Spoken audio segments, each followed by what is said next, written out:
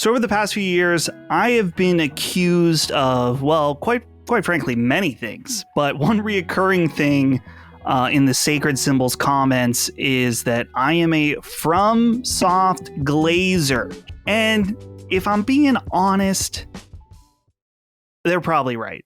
It's no secret I'm a big FromSoftware fan. It wasn't always that way, though. Starting out, I didn't really get these games, like a lot of people. I didn't understand they were too difficult, too obtuse in a lot of ways. So for a little exercise, I decided why not we get together and rank these games tier list style. And I'm starting out a new channel here, and I thought I should probably find somebody more attractive, more knowledgeable than me, and someone that people just generally like a lot more than me. No, not that guy. This guy, yes, Brad Ellis. He is a FromSoft master and has been for much longer than me. So I asked Brad, hey, let's get together, let's rank some of these games and have a good time while we're at it. So without further ado, here's our ranking. Okay, Brad, we're doing the impossible. What some might say is the impossible. Well, maybe not impossible, but very risky situation ranking these games. How do you feel? People are going to be mad at us no matter what, but I'm ready to do it. I'm ready to upset some people. Yeah, I'm glad. I thought, like, who could I do this video with? And I don't know a stronger FromSoftware fan, really, than you. Now, I wanted to lay out some ground rules first. Oh. Number one, well, just not rules, but just like clarifications for the list. Okay. Number one is that I guess it could include DLC, but some people, when they rank these, they're like, oh, the DLC makes the game great or whatever. And it's like, no, we're just looking at the game. The base game only? Okay. The base game. I mean, I guess if we want to include DLC as the whole package, I don't know. I guess that only really affects one game, right? Yeah. The other thing is that we're not considering like remaster, remake. Like, I think the icon for this is for the remake, but we're just doing Demon Souls in general. Yeah. With that out of the way, let's go ahead and get started with Demon Souls. Ooh. Okay. The OG. The OG. Brad, I got this game in 10th grade. I asked my dad for it, and I got this game, and I was like, what the fuck is this? And I hated it. I remember a lot of people having that kind of reaction when this game came out. I got this game the day it came out here in North America. Mm-hmm. I was very excited because I remember seeing trailers of it, and it looked like a just dark version of Zelda. And I was like, ooh, this is kind of right up my alley. So me and my buddy Michael Huber went to Best Buy, both picked it up, went home playing it. We were both like, holy shit, this game is hard. Games were pretty easy back then, for the most part. Weren't really that challenging, but that game definitely kicked our asses and everyone's ass at the same time back then. So it was very refreshing, and man, it was such a journey. That was like the beginning of calling each other and be like, what did you find? What did you find here? Kind of thing.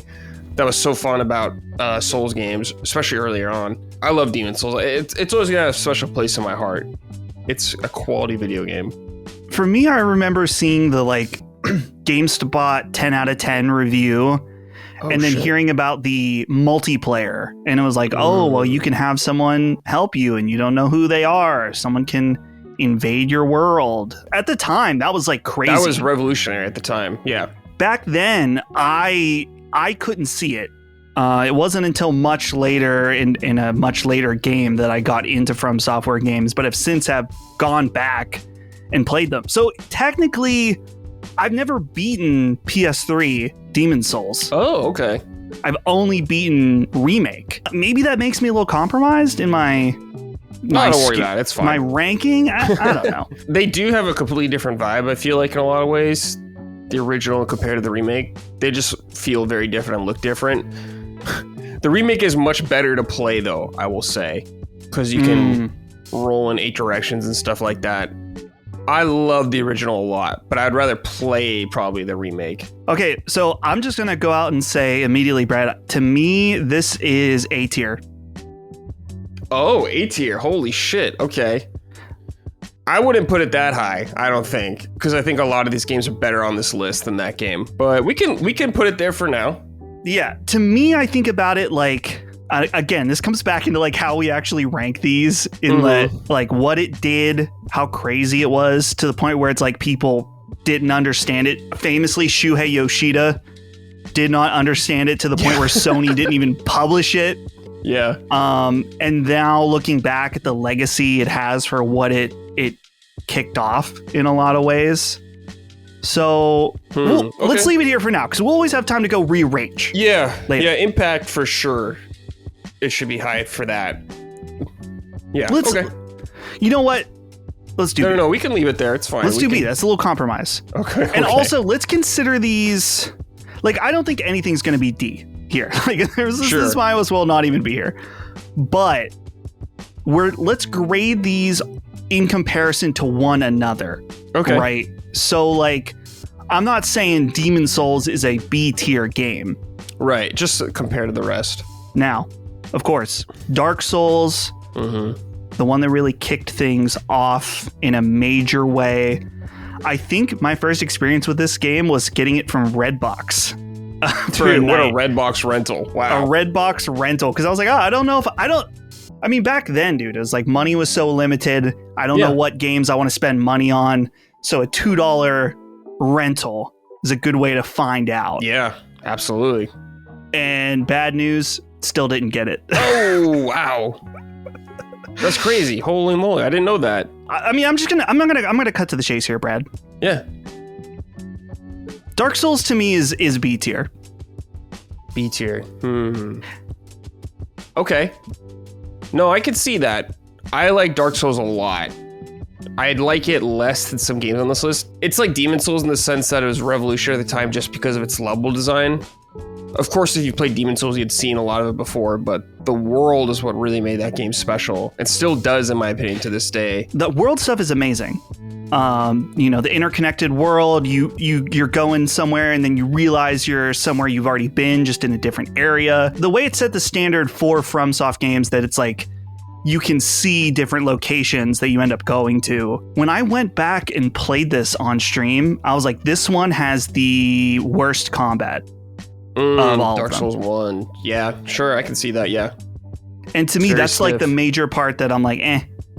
Yeah. I don't know how easy it is to go back to, maybe, if you've played it before. I mean, it's still a magical game. I just think, for me, kind of like the latter half of the game kind of is my least favorite part, with like the Duke's Archives and whatever, Nito's Cave of Giants, forgot what it was called, and Lost Izalith are kind of my least favorite parts of the whole game. So yeah, I don't know. I don't get excited about revisiting that.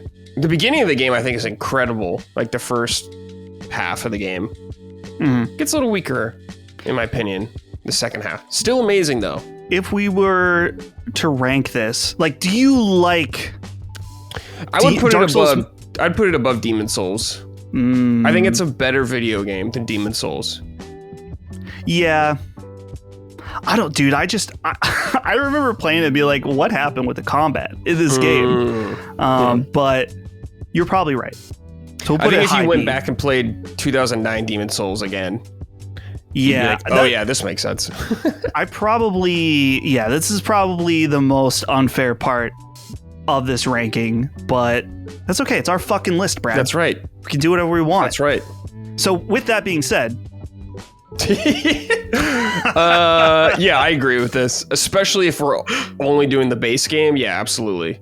The DLC is the best part of that game, in my opinion. All three of them. A lot of people told me that when I was streaming it, because when I was doing the stream of everything, I was just playing the base game. I think I might have played Dark Souls 3 DLC, and I skipped the DLC, and people were really mad.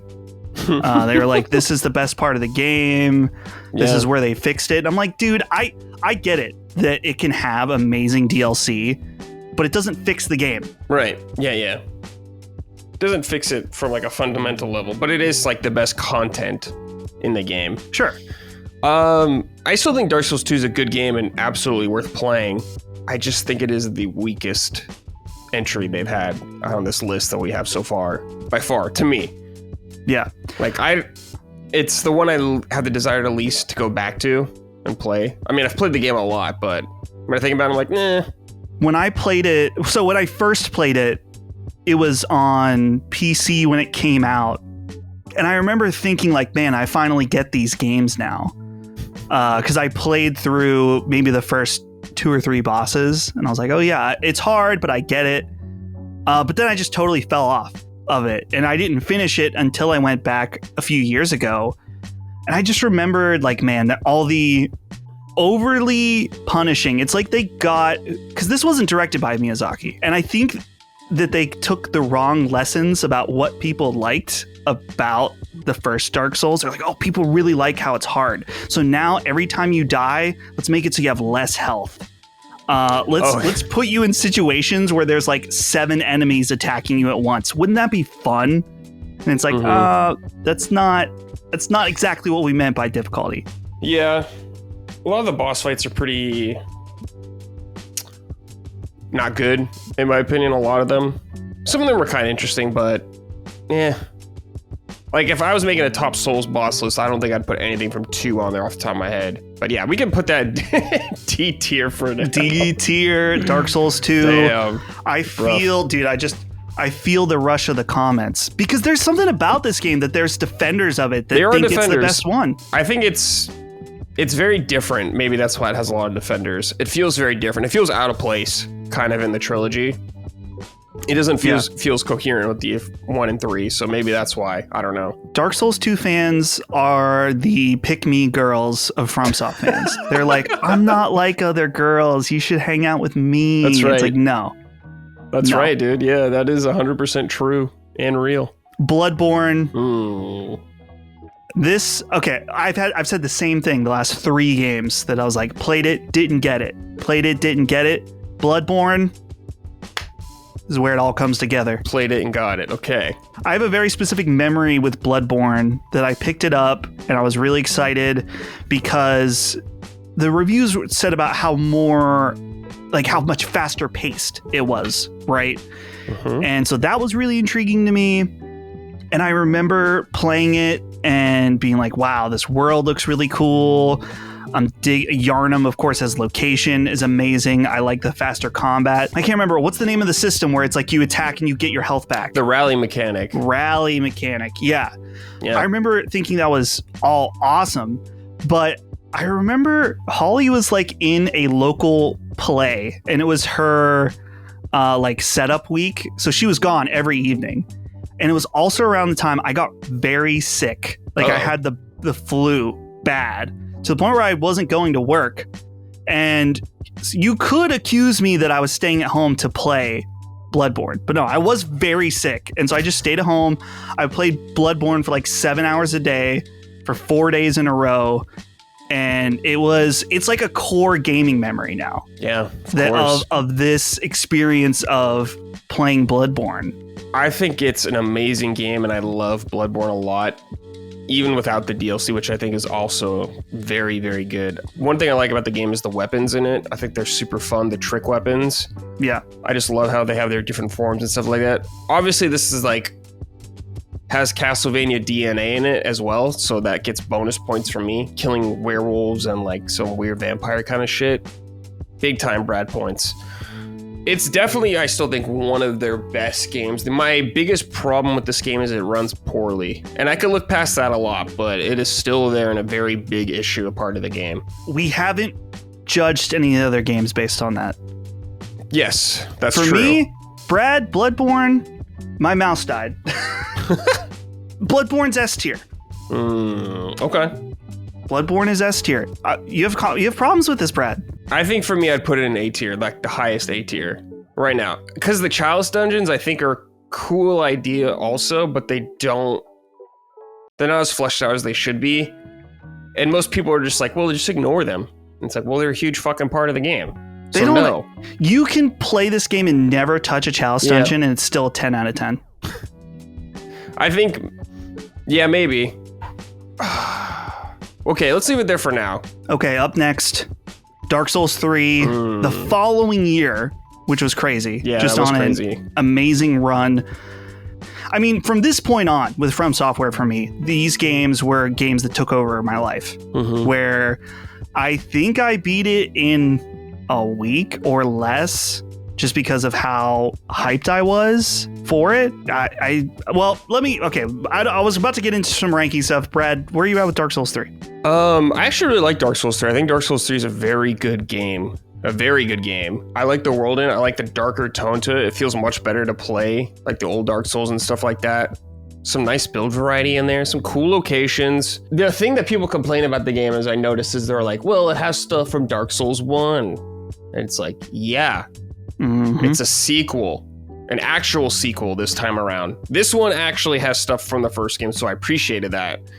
And I know some people don't like that, but for me, I was like, yeah, this is a sequel. It ties into the narrative, so I actually really liked a lot of that stuff in the game. It's pretty high for me. I don't know if I wouldn't put it above Bloodborne. No. But it's good. I'd put it in A, honestly. Yeah. To me, this is an easy A to put in. And okay, I wanted to put in A before I said this, because I don't want it to. I said we weren't going to let these affect rankings, and they're not. DLC for this game is awesome. Yeah. One of the most memorable bosses is in the end of the first DLC, the Ashes of Ariandel DLC. Also, at least for me, that boss was one of the hardest bosses of any of these games that I ever had. Even, I would say, some of the gimmick fight of like in the church that has all like the choir members. It's easy, right? Yeah, but it's cool. Yeah, but it's cool. That's the most important thing. Okay, moving on. Sekiro, Shadows Die Twice. The most unique game on this list, and also arguably not a Souls game, but it's always in that conversation. So we're going to talk about it now. Yeah. It's always on the border of it. This was their first game to win Game of the Year. Wow, it's crazy. None of their games won it before that. Yeah, I guess not. 2011 was probably like Skyrim, right? Or did they even have the Game Awards then? I can't remember. It might not have been the Game Awards as we know it. Yeah, I feel like Skyrim probably just would have won it anyways. Sekiro is one of my favorites of their games, period. I fucking love this game. I think it's so fucking good and tight. The level design is amazing. The combat, everyone copied it again. They copied Dark Souls design. Now they're copying the combat. Everything with that parry is just so satisfying and well done. And I think the game's a really good length too. It ends at a really good time. The only negative, I guess you could say, is it doesn't have as much replay value because your build variety isn't as robust as some of the other games. But the journey from the start to end, I just adore. I love the boss fight. It has my favorite boss fight of all time in it. It's an incredible video game. To me, it's an S tier game. Brad, I completely agree with you. And I'm even willing to put it at the top of S tier. Oh, shit. Yeah, I think I would personally probably place it just slightly above Bloodborne. Yeah. When you think about it, yeah. I remember when this game came out, I remember playing it and I liked it, but I was having a hard time with it. Yeah. And the problem was I was trying to play it too much like Dark Souls or Bloodborne, like doing a lot of dodging. And I remember getting to a point, I think it was the Yeti guy. Oh, the ape. Yeah. The ape guy. Cool fight, and I remember getting to this point where I was like, I cannot do this. Like, I can't do it. The breaking point. It was the breaking point. I was like, I can't do it. And so I put it down for a few months even. Wow. And I came back, and I think this really hurt my ego, Brad, because I thought about it a lot after that. I was like, man, I couldn't beat that game. I'm not getting it. I actually think it was I think I took a smaller pause before that for Genichiro, where I was like, whoa. Genichiro, so yes. I restarted the game, beat Genichiro, got to the ape, then got stuck again, then took a few months off, and I'm like, dude, I gotta do this. Like, I have to make this happen. And I did. I did what they say is got good in this situation. That's it, yeah. And after that, dude, once it clicked, like the high emphasis on parrying and using your full toolkit, right? Like, dude, and also the Mikiri counter. Yo. One of the best game mechanics of all time. Right Mikiri there. counter is amazing. It's an old game, and I feel like we should have some ability to talk about spoilers or like ending bosses, right? Yeah, I mean... But yeah, this one is so good, so incredible, so cinematic, so intense that I cannot speak of it in this video. Like, okay. I need people to experience it for themselves. The best final boss, certainly the best final boss of any FromSoft game. But Brad, would you say it is the best final boss period? Yeah, that's what I was talking about. It's my favorite boss fight of all time. All time. Yeah. Hell yeah. We're moving over to normie status with Elden Ring. Yes. These are the breakout ones. That sounded very negative. But Elden Ring, of course, was obviously these games were huge before that, but it wasn't. Elden Ring really blew things up, taking a spin on the formula, making it open world, and really just changing everything for them. And this one is a bit tougher for me to rank, Brad. Okay. What do you think? Because I feel like Elden Ring does so many amazing things right, but there is definitely some things about it that I'm like, man, the fact this was their first shot at open world is incredible, but you can tell in some ways. Like what? The like repeated dungeon design. The catacombs and stuff or whatever? Catacombs, stuff like that. So where would you put this, though, amongst these legendary games? I think Elden Ring is probably the best open world game of all time when I think about it, or if not one of the best. I'd put it in S, honestly.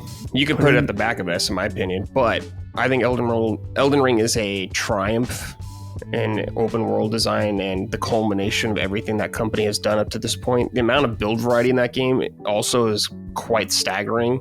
How much you can do, how many weapons are, how many spells there are. It's crazy. There is a lot of great moments in that game when you discover stuff for the first time. I won't ruin it for some people if they don't want to know, but there is definitely really good moments where you're like, whoa, that was cool. I'm really happy I connected with this or saw this that you just don't get from anyone else except them. So to me, an amazing game. One of the best around.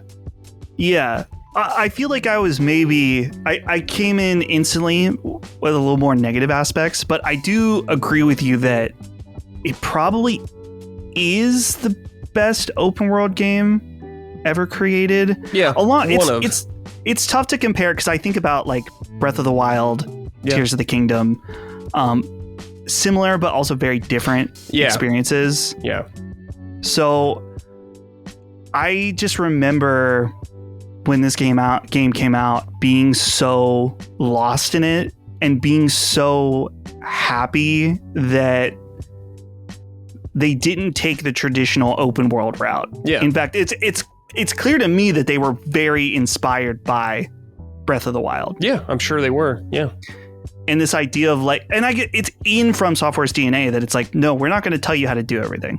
We're not going to tell you necessarily where to go. We're not going to lay out the story for you. And I think that probably maybe was risky since some people, that's already kind of is a barrier for FromSoftware games. And now you're taking it to a much, much bigger scope. But yet somehow it still became their biggest commercial success. Yeah. Which is just crazy. It goes to show how incredible the game is. Yeah. So yeah, there's something about it that clicked with everybody, or more than ever, I should say this time. I'm guessing it's just the open world nature of it.